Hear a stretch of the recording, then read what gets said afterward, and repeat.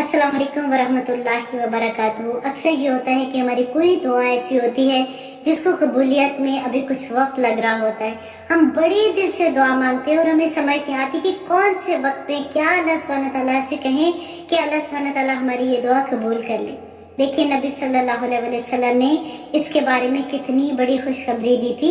सही बुखारी की हदीस 1154 में रसूलुल्लाह सल्लल्लाहु अलैहि वसल्लम ने फरमाया कि जो शख्स रात को बेदार होकर ये दुआ पढ़ता है कि ला इलाहा इल्लल्लाह वहदहु ला शरीका लह लहुल मुल्क व लहुल हम्द व हुवा अला कुल्ली शैइन कदीर। ये चौथे कलमे का एक पार्ट है, आप इसको चौथे कलमे में भी देख सकते हैं। और इसके अलावा सुब्हानल्लाहि वल्हम्दुलिल्लाह वला इलाहा इल्लल्लाहु वल्लाहु अकबर वला हौला वला कुव्वता इल्ला बिल्लाह ये पढ़ लेता है। और फिर ये पढ़े कि अल्लाहुम्मा अगफिरली, तो जो दुआ वो मांगेगा अल्लाह सुब्हानहू व तआला उसको कबूल करेंगे। और अगर वो उठकर एक अच्छा वजू करता है और फिर नमाज पढ़ता है जो कि तहज्जुद की नमाज होगी, तो नबी सल्लल्लाहु अलैहि वसल्लम ने फरमाया कि उसकी वो नमाज भी कबूल होगी।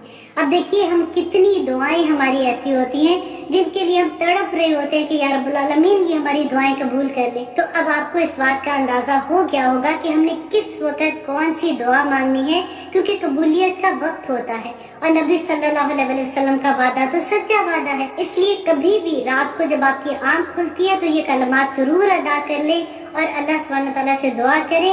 नबी सल्लल्लाहु अलैहि वसल्लम का वादा है कि वो दुआ कबूल होगी। और अगर हो सकता है तो फिर तहज्जुद के लिए भी उठ जाए, क्योंकि वो तो कबूलियत का वक्त है जिसमें अल्लाह सुब्हानहू व तआला आसमान दुनिया पे आके पुकारते हैं कि है कोई मांगने वाला जिसको मैं अता करूं।